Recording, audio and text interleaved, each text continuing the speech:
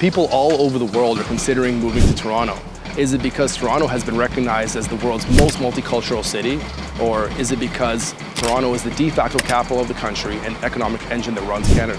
Maybe it's because of our thriving music scene and recent NBA championships. There are many amazing things about the city that make it a destination for people all over the world. But that aside, Toronto is not for everybody. And in today's video, we're going to get into the reasons why you may not want to move to Toronto and things you should know before moving to the city. We got a lot to cover. Let's jump right in, guys.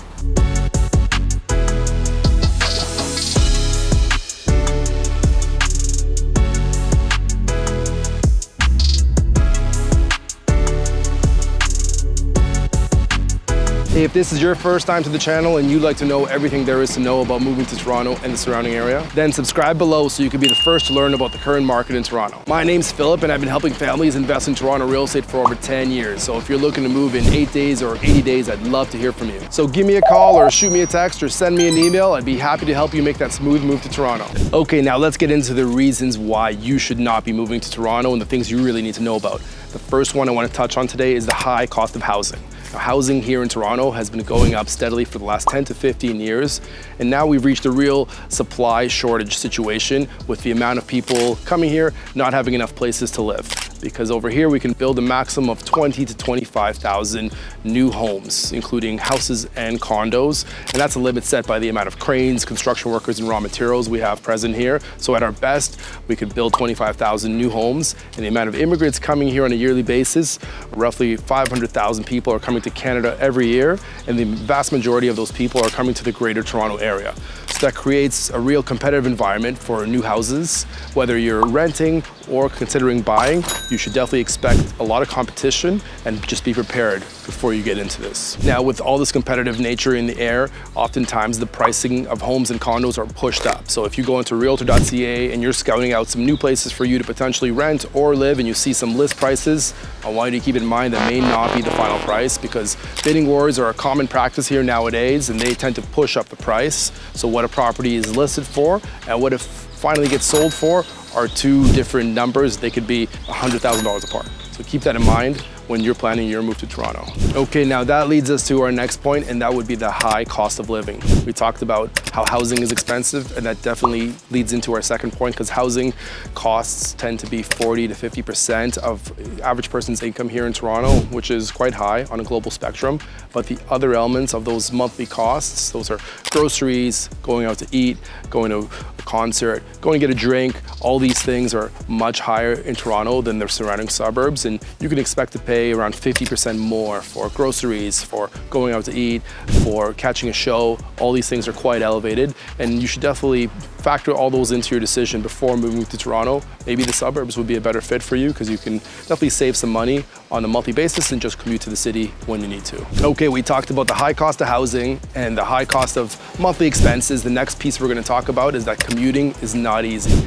Toronto is a really big city, very spread out with lots of individual, unique neighborhoods. And if you're planning on driving around the city, you should expect a lot of traffic along your way and long distances to get to where you need to go. So a typical commute from the suburbs could range anywhere from half an hour to an hour and a half. Now, if you're planning on using the subway or the TTC, as it's called here, there's a few things you should know. The TTC is an aging piece of infrastructure. It's at least 50 years old and it's going through a consistent state of repairs that leads to station closures, bus detours, and general delays of your trip on the TTC. So it's a pretty common reason why people are late for work. TTC is delayed, you're late, very common practice over here. But if you do want to be on time, I would definitely buffer in 30 to 40 minutes of additional time on any commute you take onto the TTC so you can arrive on time to your final destination. Now, delays on the TTC tie into my next part, which is the ongoing construction happening in Toronto. Toronto has been going through a construction boom for the last 10 to 15 years with condos, commercial buildings, and TTC improvements happening all over the place. This has led to countless delays for everyone involved, but it's the price of living in a brand new, beautiful city. I mentioned in previous video that Toronto currently has over 200 active cranes operating in and around the city. That represents more than 50% of all the construction cranes in North America, which is a pretty wild stat when you think about it. But that definitely leads to a lot of delays across the entire city. Also, we have a new subway line being built right now called the Ontario line, which is crossing the entire city from left to right, and that's led to closures of all kinds, from small streets to big streets. Now, this new construction will take at least 15 years to complete, and we're in year one. So if you're planning on moving here, get ready for lots of delays, lots of street closures, and if you can prioritize walking and bike riding, that would be the best lifestyle choice I would recommend. If you could live in an area close to your work, save you a lot of headache and a lot of stress. The next point I want you to consider before making your move to Toronto is that it gets really cold here in the winter. If you haven't ever been through a Toronto winter, it's something I definitely recommend you experience at least once in your life. Now, today, it's the middle of July, it's really hot, it's around 30 degrees Celsius, but in the winter time, it'll get as low as minus 15 to 30 degrees Celsius, plus the wind chill factor, which can take it up to 40 degrees or 50 degrees in the negatives, which if you've never experienced is very, very cold. For example, last winter, I went outside with a bucket of boiling water, tossed it up in the air, and it vaporized instantly. That's how cold it gets. Along with that level of cold, we also have ongoing blizzards, snowstorms, and a general lack of sunlight. So if you're not a fan of the cold, Toronto has come up with a solution for people just like you, and that's the Underground Path Network. This is an underground city that interconnects the major buildings in downtown Toronto, from Union Station, the major train station, to all of the major commercial buildings, as well as a lot of the condominiums downtown. This allows you to get from work to your house to the train station completely underground.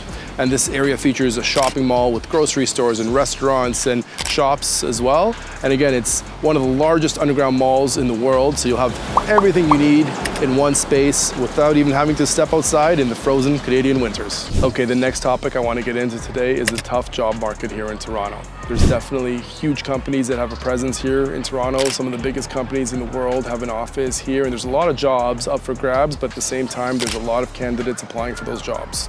Like I mentioned earlier, over 500,000 people are immigrating to Canada every year, and a lot of them are looking for work. A lot of them are qualified and able to get great jobs. Certain sectors, it's a little bit easier to get a job. If you're in IT, if you're in engineering, or if you're in financial services, it might be a bit easier for you to get a job. But in most other areas, it's a little bit tough, and it does take a lot of work. So if you're thinking of moving here, I definitely would recommend having your job lined up way before you come out here. And that way, it will make your move a lot smoother. I hope you guys found this video informative as you ponder your potential move. And if you've decided to make the move to Toronto yourself, whether it's in 8 days or 80 days, I'd love to hear from you. So feel free to give me a call, shoot me a text, or send me an email. Happy to help you make that smooth move to Toronto. That's it for today. If you'd like to subscribe, you'll get notified of when new videos are released. We're releasing videos once a week right now. And if you have any questions about today's video, feel free to post it in the comment section. I answer them myself directly, and I'll be happy to address any questions you may have.